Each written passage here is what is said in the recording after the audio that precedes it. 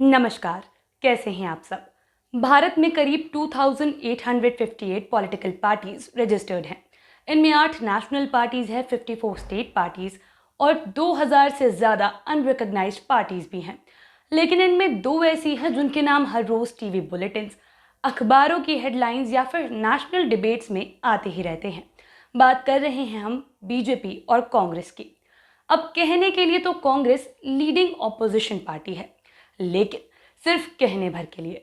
लोकसभा में तो leader of opposition की कुर्सी काफी वक्त से वेकेंट है। लेकिन सिर्फ लोकसभा में ही नहीं, बल्कि पूरे देश में कांग्रेस की राजनीति अब खाली होती जा रही है। और सिर्फ भाजपा के नहीं, बल्कि अब तो कांग्रेस के नेता खुद आगे आकर ये कह रहे हैं कि पार्टी की कमजोर हो रही राजनीति का एक ही कारण है, एक मजबूत लीडर का ना होना। पार्टी प्रेसिडेंट की कुर्सी का 2 दशकों से सिर्फ गांधी परिवार के किसी व्यक्ति के पास रहना। इस कमी को दूर करने के लिए 17 अक्टूबर को पार्टी के प्रेसिडेंट पद के चुनाव होने हैं।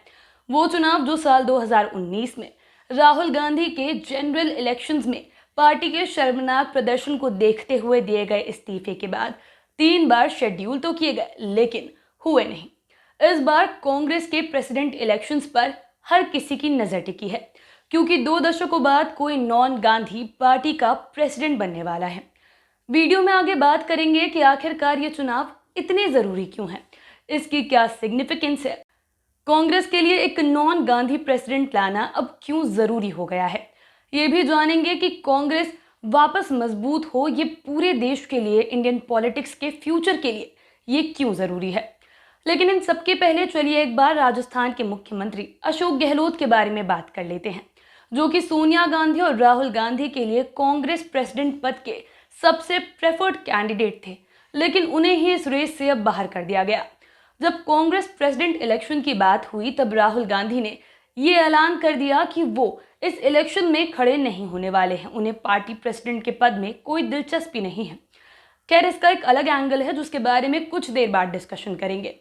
अब राहुल गांधी की इस घोषणा के बाद हलचल मच गई कि भाई आखिर अगर पार्टी हाई कमांड एक गांधी नहीं होगा तो फिर कौन होगा।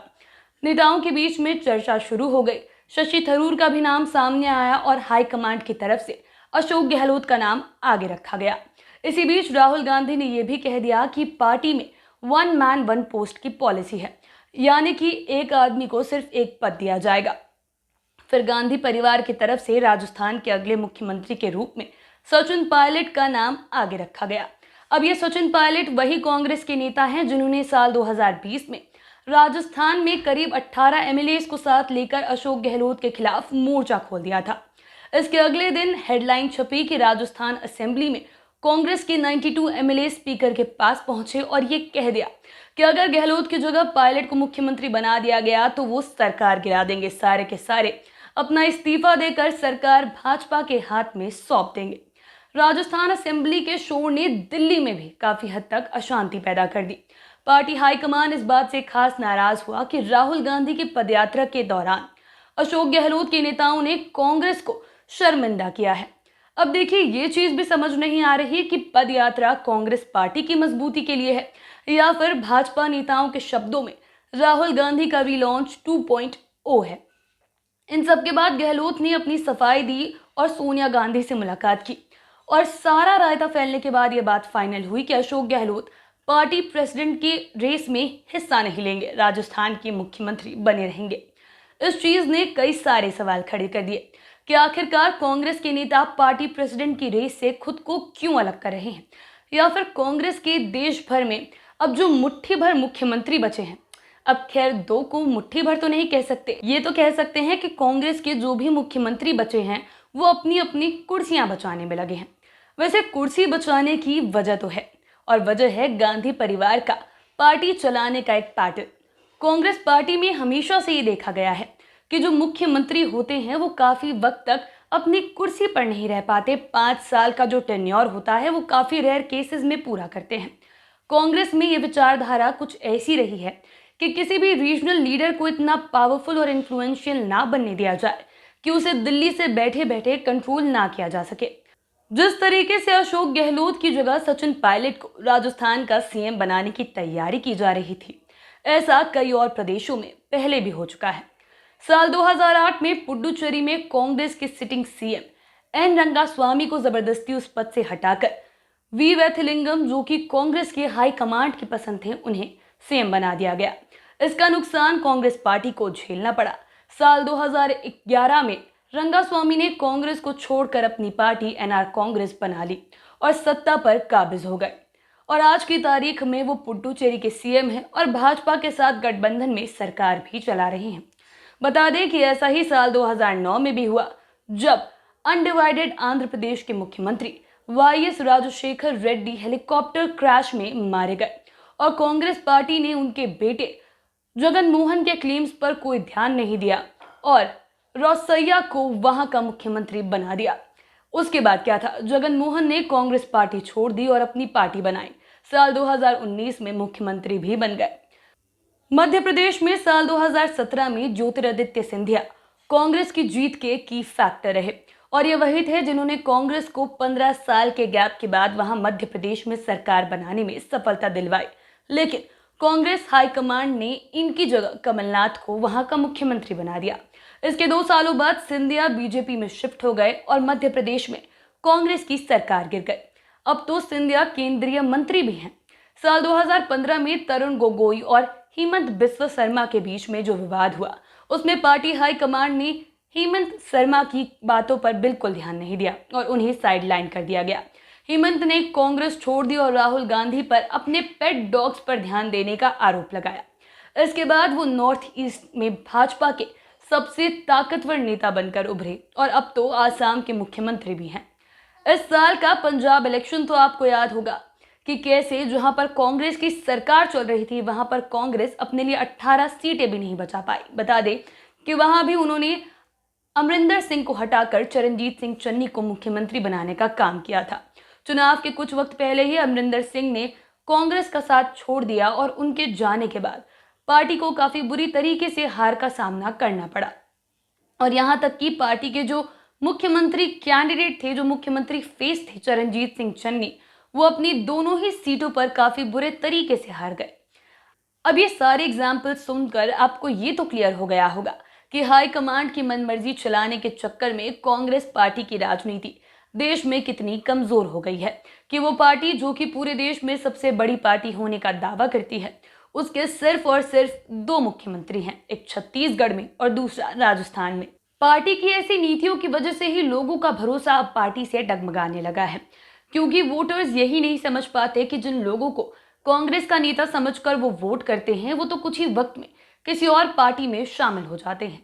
पार्टी किस दिशा में काम कर रही है, लोगों को तो अब ये भी समझ नहीं आता, जिसका नतीजा कांग्रेस को स्टेट असेंबली से लेकर नेशनल असेंबली तक में मिलने वाली सीटों की संख्या में अब साफ जाहिर है। पार्टी के कई सीनियर नेता जैसे कि गुलाम नबी आजाद, कपिल सिब्बल, ज्योतिरादित्य सिंधिया, अमरिंदर सिंह इसी कारण से पार्टी छोड़कर दूसरी पार्टियों में शामिल हो चुके हैं या अपनी पार्टी बना चुके हैं। गुलाम नबी आजाद ने जब पार्टी छोड़ी थी, तब उन्होंने अपने 5 पन्ने के रेजिग्नेशन लेटर में यह हाईलाइट किया था कि राहुल गांधी के आने के बाद कांग्रेस पार्टी की हालत काफी ज्यादा खराब हो चुकी है। अब यहाँ पर हम ये सोचने के लिए मजबूर हो जाते हैं कि जब कांग्रेस पार्टी को ये नजर आ रहा है कि गांधी से पार्टी नहीं संभल रही, तो क्या किसी और को ये कुर्सी नहीं दी जानी चाहिए? क्या कुर्सी सिर्फ गांधी परिवार में रहनी चाहिए? यहाँ आपको ये बता दें कि कांग्रेस का आखिरी नॉन गांधी प्रेसिडेंट जो है उस पार्टी का, वो 24 साल पहले सीताराम केसरी थे, जो कि 1996 से लेकर 1998 तक कांग्रेस प्रेसिडेंट के पद पर रहे। 98 में सोनिया गांधी ने ये पोस्ट संभाल ली और 2017 में इस पर उसके बाद उन्होंने राहुल गांधी को कुछ इस तरीके से बिठा दिया जैसे कि राजा अपनी गद्दी अपने पुत्र को सौंप देता है। लेकिन साल 2019 में राहुल गांधी इस कुर्सी से अपनी मर्जी से हट गए और एक बार फिर से पार्टी प्रेसिडेंट सोनिया गांधी बन गई। कांग्रेस में कोई नॉन गांधी प्रेसिडेंट ना होने की वजह से बीजेपी भी कई बार कांग्रेस पर हमलावर होती रही है। कई बार बातों के तीर चलाए गए, परिवारवाद के आरोप लगे, यहाँ तक कि जब सोनिया गांधी ने अशोक गहलोत का नाम आगे रखा तो लोगों ने यह भी कहा कि गहलोत गांधी परिवार के कटप्पा हैं। और उसके बाद क्या था, यह भी कहा गया कि गांधी परिवार अशोक गहलोत को रिमोट प्रेसिडेंट बनाना चाहती है, remote control president Ashok Gehlot को बनाना चाहती है और शायद देश भर को ये दिखाने के लिए कि पार्टी में इंटरनल डेमोक्रेसी है, कांग्रेस ने ये फैसला लिया, या यूं कहें कि गांधी परिवार ने ये फैसला लिया कि प्रेसिडेंट इस बार कोई गांधी नहीं बनेगा। और उसके बाद भाजपा का कांग्रेस पर लगाया जाने वाला सबसे बड़ा आरोप परमानेंटली बंद हो जाएगा। इसके अलावा पार्टी के अंदर सीनियर लीडर्स में जो कॉन्फ्लिक्ट चल रहा है वो भी कुछ हद तक शांत होगा। वैसे एक चीज ये भी कही जा रही है कि कांग्रेस बस दिखाने भर के लिए इंटरनल डेमोक्रेसी लोगों के सामने पेश करना चाहती है, क्योंकि अगर वाकई कांग्रेस पार्टी गांधी परिवार के अलावा या फिर किसी और नेता को और पार्टी को आगे बढ़ाना चाहती तो राहुल गांधी को पदयात्रा के जरिए प्रधानमंत्री उम्मीदवार के रूप में रिलॉन्च करने का कोई प्रयास नहीं करती। ये भी कहा जा रहा है कि राहुल गांधी ने पार्टी प्रेसिडेंट का पद छोड़ने का फैसला इसलिए लिया और अब इलेक्शंस में ना खड़ा होने का फैसला इसलिए लिया क्योंकि वो ये समझ गए कि नरेंद्र मोदी कभी बीजेपी के पार्टी प्रेसिडेंट तो नहीं रहे, लेकिन हर जगह पार्टी को रिप्रेजेंट जरूर किया। कांग्रेस अपनी ही राजनीति में अब इतनी उलझ चुकी है, अपनी पार्टी के कॉन्फ्लिक्ट्स में ऐसी उलझ गई है कि देश की राजनीति में उसकी हिस्सेदारी अब बस आने वाले कुछ चुनाव में खत्म होती हुई नजर आ रही है।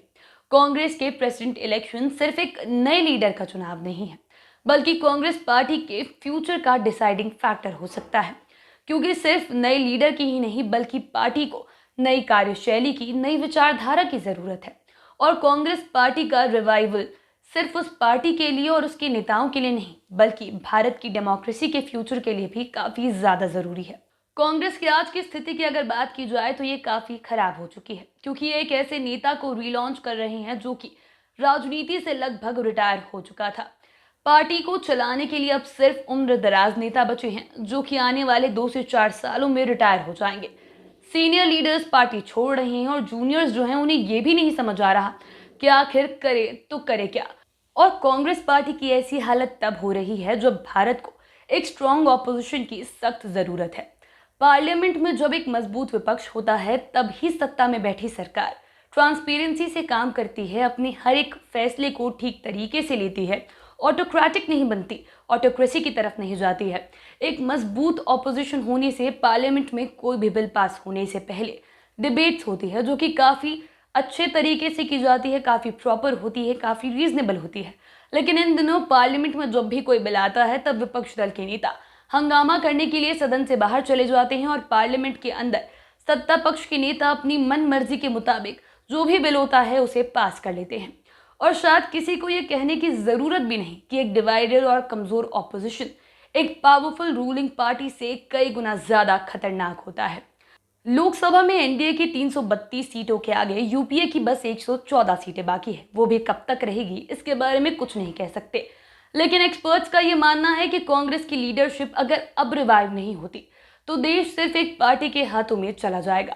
और उसके बाद देश में डेमोक्रेसी किस तरीके की होगी ये आप समझ ही सकते हैं। इस बारे में आपकी क्या राय है ये हमें कमेंट कर जरूर बताएं। वीडियो पसंद आई तो लाइक करें, शेयर करें, और अगर चैनल पर आप नए आए हैं, अब तक सब्सक्राइब नहीं किया है तो सब्सक्राइब जरूर कर लें और बेल आइकन दबाना ना भूलें। बहुत जल्द मुलाकात होगी अगली वीडियो में। धन्यवाद।